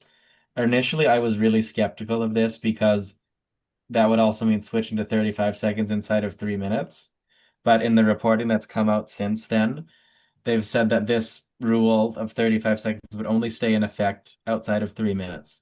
And inside of 3 minutes, it'll still be 20 seconds whistled in by the referee. So this rule, I think, actually is good because it will mean that outside of 3 minutes, the play clock is administered more consistently and there isn't a yeah, wide duration of time it's running on more it's games. more of it's more of a standardized play clock in before over 2 minute over 3 minutes. Uh, so yeah, and then after 3 minutes, it'll still be there'll still be tension in the final 3 minutes, right? Like you're not gonna you're not gonna do what the NFL does, where like once you pass like a certain amount of if you get like one first down after the 2 minute warning, and the other team has no timeouts over, right? Yeah. That's not gonna happen.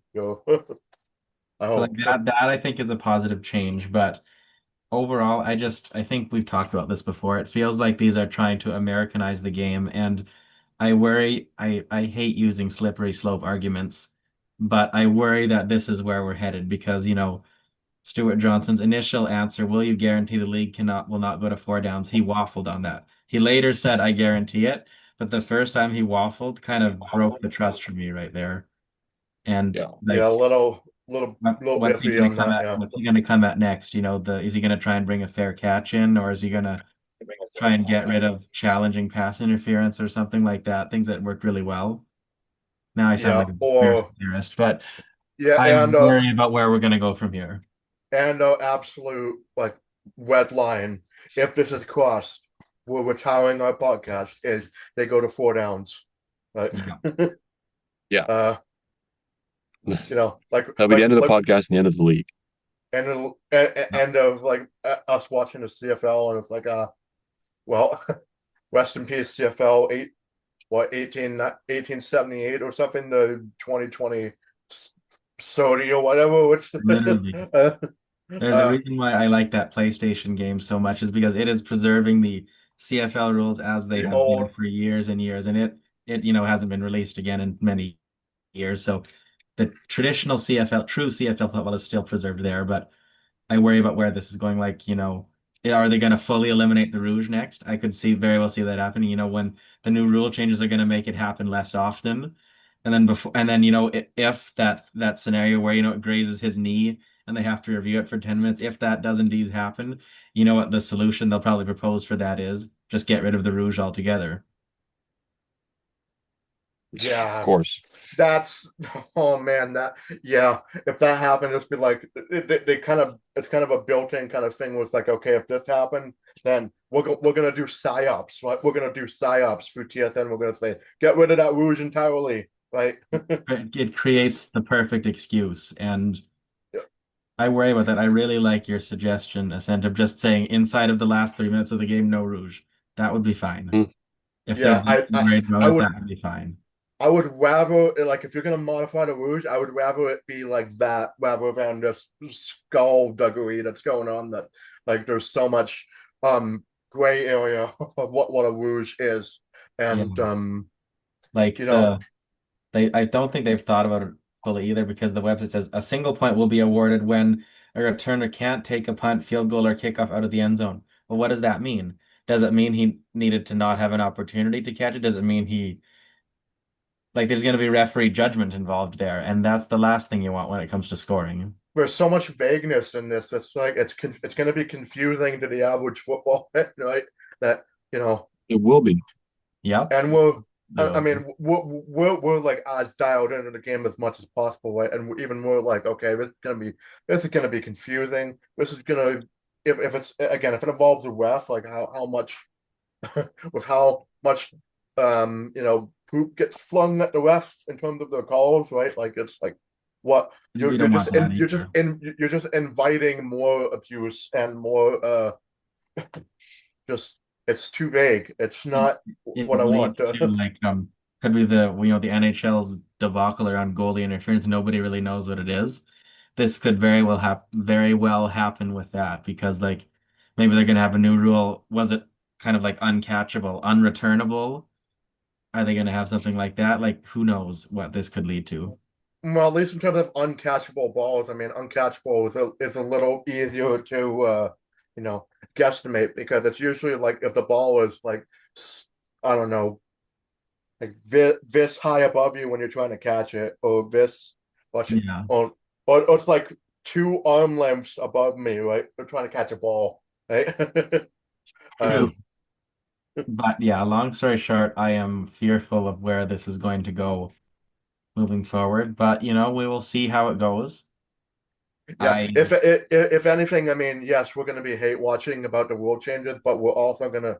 It's pretty much we're also doing this just to document just what this is going to look like throughout the season, right? I'm Yeah, I'm I'm both excited and I'm very determined to prove the CFL wrong. I know. Yes. Right.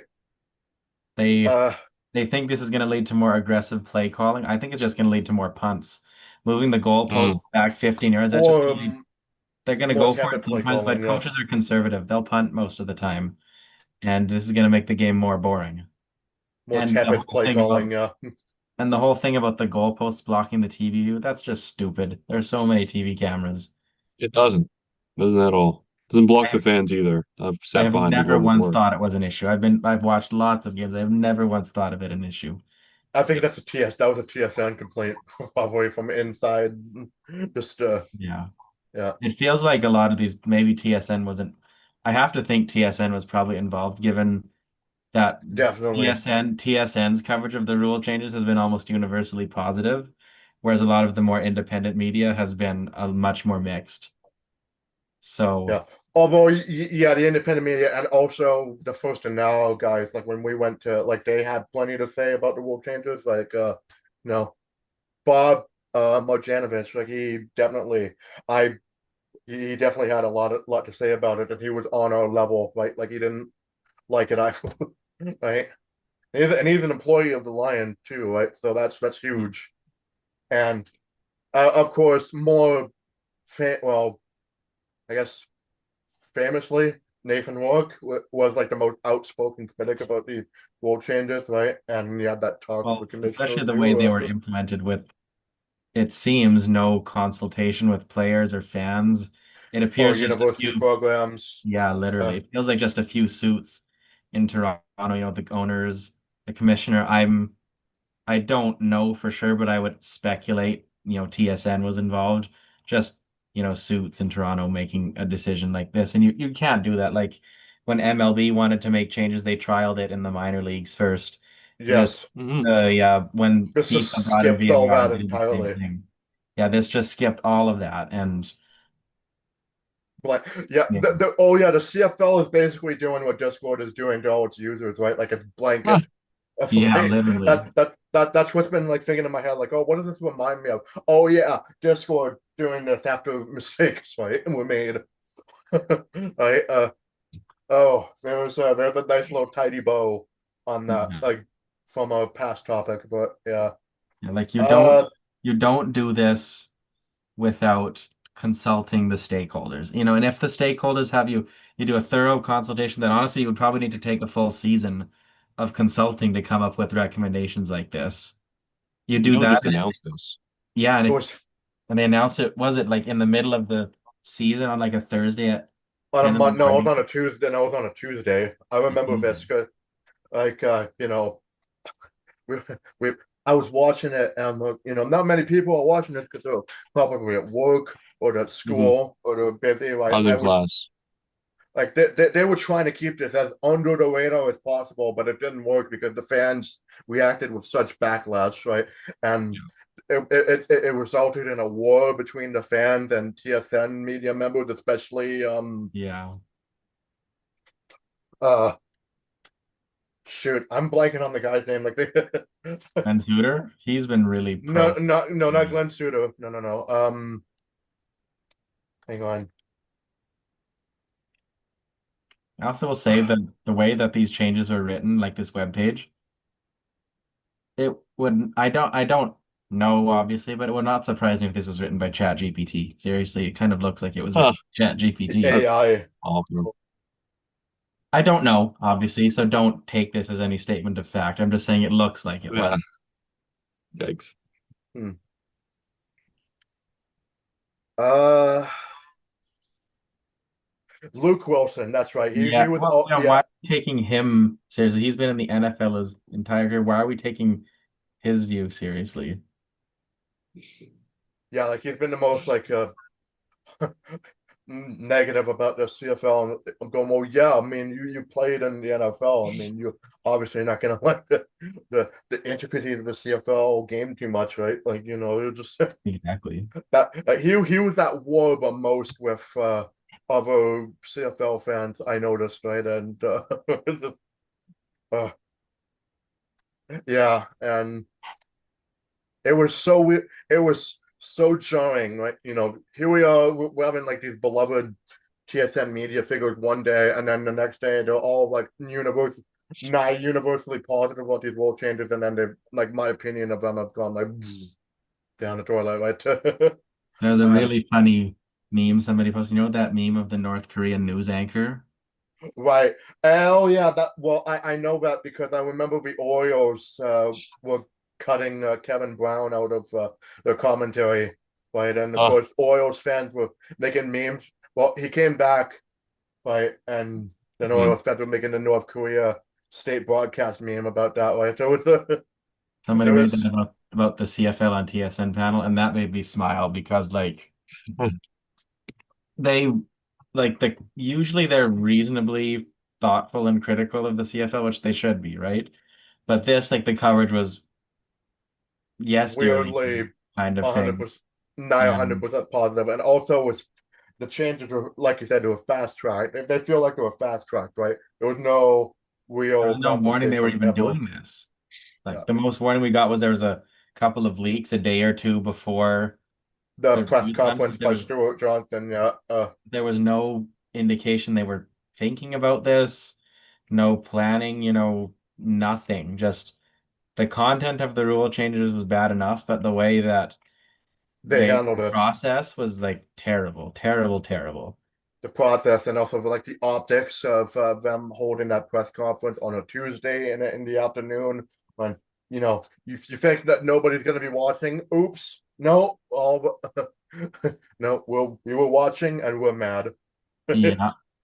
Obviously, uh, we'll have to see, if the changes work out and make the league more popular, that's a positive, but I I'm a traditionalist. I'm not a, yeah, but at what out of the cost? four main changes, I dislike three of them. Yeah, like you said, yeah, if it does make the sport more popular, it's good, but at what cost, right? At Yeah. what cost to our souls, right? The Like soul what of do- the what do we game. do if they go full NFL rules? Like what's the point at that point? You might as well just Hmm. add some NFL teams in Canada, like Just they have with the NFL two. NHL. Yep. If the NFL is so good, why don't I have NFL two in Canada? And like I don't even think it's necessary from that perspective either, because from what I've heard from social media and research and reading about it, like the CFL is very, very respected by the NFL coaching apparatus, despite what the media may say. The CFL is very respected. There was no need to do this. Again, especially the media Chris Berman loves the CFL. Like he always finds opportunity in his segments to plug a CFL highlight into. Like and I've no doubt. Like Robert Carter Jr.'s interception probably made it into right. I'm sure it Yeah, did. So that was all out there. yeah, Yep.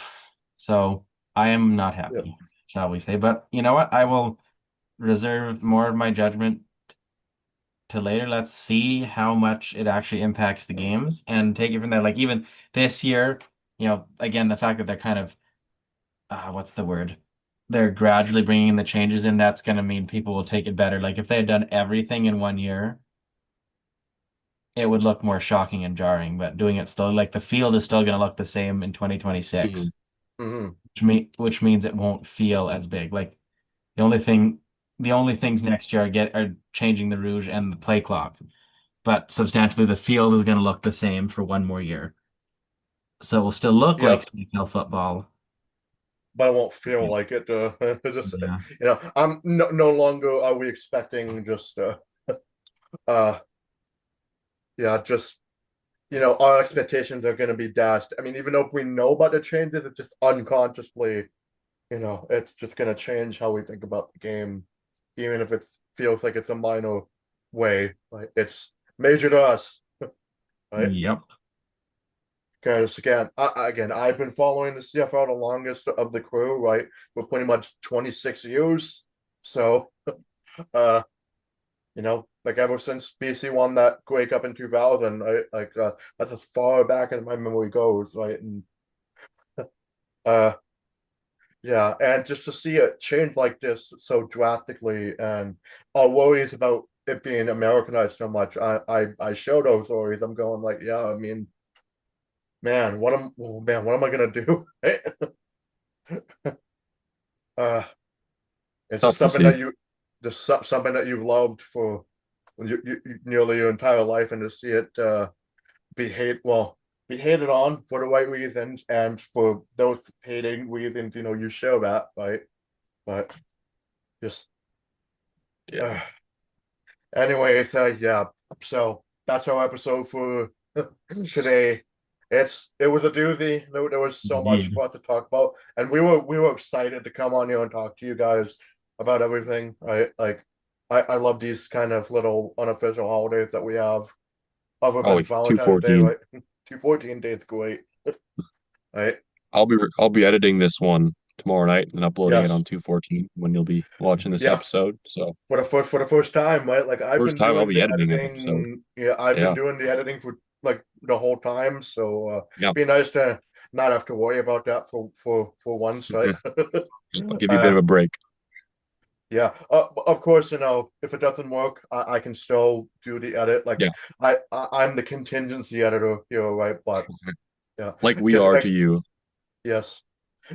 Well, yeah, if I'm gone, at least if I'm gone for any reason, you guys are able to cover for me whenever if that day ever comes. Because I feel Yeah. like I Hope can not. do this for 3 years straight. I'm gonna try 3 years straight of this being in a Iron Man. podcast. Right?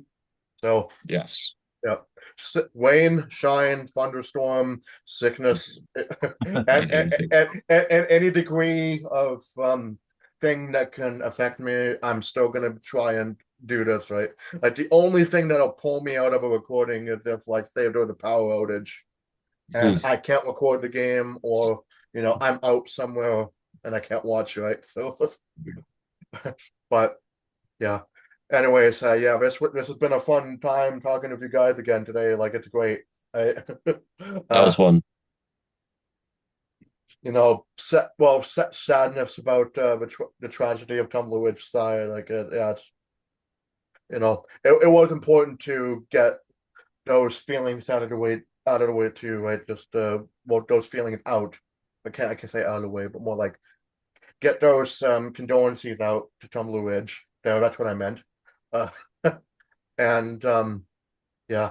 just go into depth about the off season and schedule, and then yeah. So for our next episode, it'll probably be in the ballpark of April, early April, at least. Definitely after the NHL season, the regular season ends, right? Just see what happens, and Yeah, yeah, the I'd draft say never goes. I'd say probably a good, let's aim for between April 12th and the 16th, probably, for our next Yeah, episode. I think so. End of hockey season will You be a would lot have. to talk about. See if the Canucks are number one in first Oh overall yeah, odds. Wouldn't that no, be something? yeah. Yeah, we'll still have to find out like if the Canucks will win got the Gavin McKenna sweepstakes. Although with what's been coming out with him lately, it's like his stock might drop. Yep, we'll see. Just oh yeah, there was that meme about him like I'm fighting someone just to get out of being drafted by the Canucks, right? Just because Rather go to prison than oh, play for us. I'm glad that nobody I'd was rather be in thinking jail. that. I'd rather be in jail than play on the Canucks. It's such a wild sentence to say. Yeah, Well, uh, we'll see what happens. yeah, but anyways, yeah, I just want well, I just want this NHL season to be over with already because I'm suffering so much. We're all suffering together, but I'm suffering the oh yeah, most because I cheer for two disappointing teams, not one. Right? Uh, yeah. Canucks but are disappointing enough. I don't need another team to disappoint me. oh yeah, that was one thing you didn't mention was that the one game that you did go to, the next game you did go Hmm. to, that was the win against Washington, right? And Yeah, you I was said it at the was game. funny. It was really funny because I was at the game that ended our 11 game losing streak, and I thought I was going to go and see 12. And the people behind us were rooting for Team Tank, and we were all just joking around and generally a great time. But we went down 2-0 and then somehow came back to win 5-4-2. And I will never not celebrate a Canucks goal, even though I'm kind of hoping we get a high draft pick because we've been so bad this year and we're not making the playoffs, so might as well just go all out and tank. It was fun. I love seeing the Canucks win, and I hope we get more of that. I mean, I kind of miss rooting for a good Canucks team. Like hockey's been a bit less interesting to watch. That's why I feel like part of me is missing when there's not hockey, there's not a lot of other sports going on, and I'm just really looking forward to the CFL season. Yeah, well, I mean, again, I'm only very, very casually interested in the NBA. Like I'll catch a game here and there, but yeah, it's just yeah, when I don't like getting used to my favorite teams being bad, right? It's or being out of the playoffs, right? Because I feel like that's been a holding pattern for well, not just us, but just me too, right? Like it's just uh, I do believe Ottawa can they can go on a decent well they have to pretty much win a bunch of games down the stretch in order to get to the wild card because I don't see them catching up to Yeah. top three in Atlanta, and that's what makes this season even more frustrating is my dad who is a Habs fan, he is like soaking it up, he's like enjoying Montreal being like really good again, and I'm just sitting there suffering going I have to hear him That'll talk be about Lane Hudson and forever, oh, right? Just it's so like I that'll be know he so watched painful. I know he watches these videos. So dad, if you're watching this until the end, I've had enough. That's funny. I'm not Oh gonna say boy. it to you directly, but I'm saying it to you There right? Yeah. you go. uh I think we should no, wrap this up I because my booking for this room is expired, so I'm gonna have to Okay. get out of here. And I got to get yeah, ready for my class. So I have evening class tonight, EFE, but almost rating week. So we're almost there, yeah. Phil. Next week, we're almost on Uh break. I've got some to do after this too, right? But it's not like of too much importance. But yeah, anyways, yeah, fun times talking with you guys, and yeah, Oh yeah. we'll we'll see you in April 13th, and so, but before you leave, we got our links in the description for our social media channels, that's our Twitter or Instagram, our Blue Sky accounts, and like, comment, and subscribe, and all that jazz. And of course, if you'd like to leave a long form message for us, like celebrating 214 day with us, even if you don't have a date, you always have us, right? Yep. We'll always Yeah, be here.